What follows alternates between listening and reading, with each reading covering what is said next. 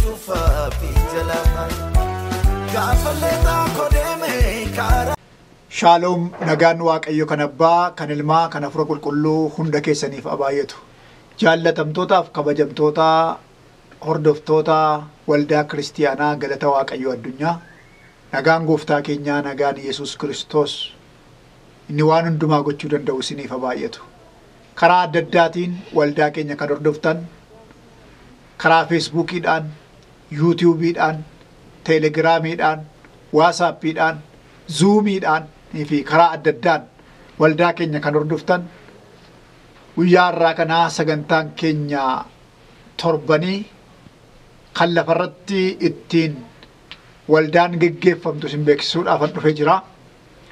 Ani Raajii of Kalaa Ejjetaan jedhama. Dubbii Waaqayyoo keessaa isa fuuldura iddoo tokko dubbiseen gabaabinatti walii wajjin dubbii Waaqayyoo ilaallee gara sagantaa keenya isin beeksisuutti dhufa. Dubbiin Waaqayyoo macaafa Ermiyaas raajichaa 31 lakkoofsa 3 irra kan jiruun dubbisaa maqaa gooftaa Yesuusiin akkasedha. Ammas Waaqayyo fagootti anatti mul'atee saba kanaan ani jaalala bara baraatiin si jaalladheera. Kanaafan gaarummaa kootiin ofitti si dhi'eesse. Ani deebisee sin ijaara. Atis jabaatteen dhaabbattaa. Yommus yaa durbee Israa'el dibbee kee fudhattee kaatee gammachuudhaan hin sirbitaa jedha. Lakkoofsa 3-4 kan jiru dubbise. Ammas Waaqayyo fagootti anatti mul'atee saba kanaan ani jaalala bara baraatiin si jaalladhe.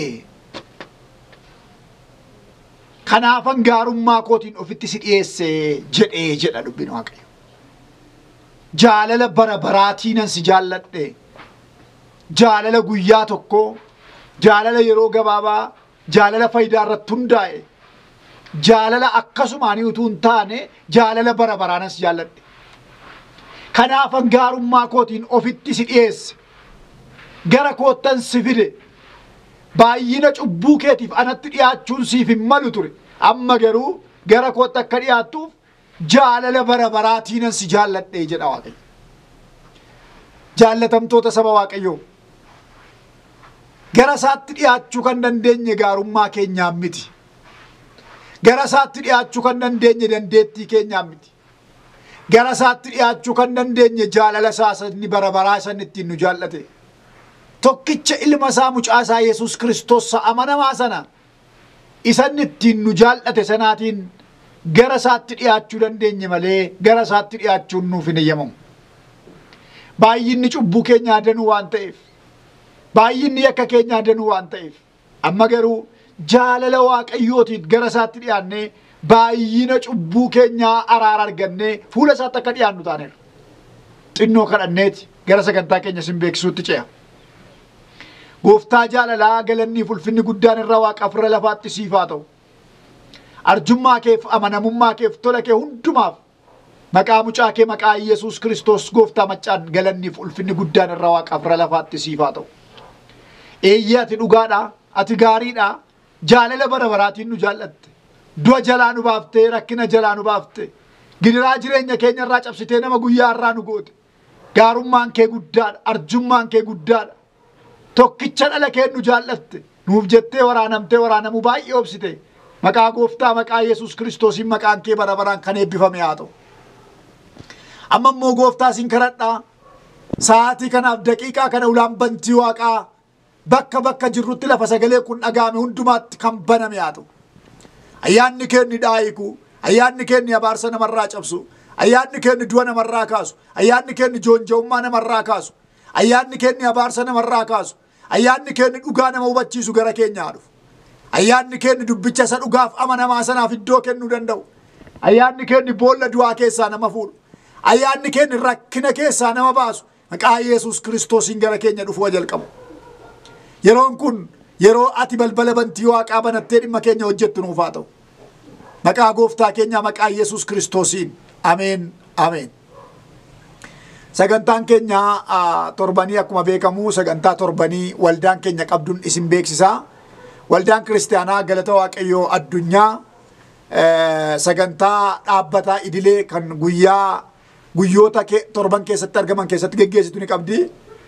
Dilbata sa'aatii 3 hanga sa'aatii 7 sagantaa idilee yookaan sagantaa dhaabbataa waldichaatu geggeeffama. Akkuma kana dilbata waaree booda sagantaa hojjetoota mootummaa fi yeroo barsiisa wangeelaatu geggeeffama. Namoonni hojjetoota mootummaa ta'anii yookaan immoo taatanii jirtan naannoo keenyatti yookaan immoo naannoo Ashawaa Meedaatti kan argamtan, naannoo bulchisaa aanaa bukkeetti kan argamtan, meetira 100 keessa seentanii kan argamtan, iddoon argama keenyaa bakka sanaadha.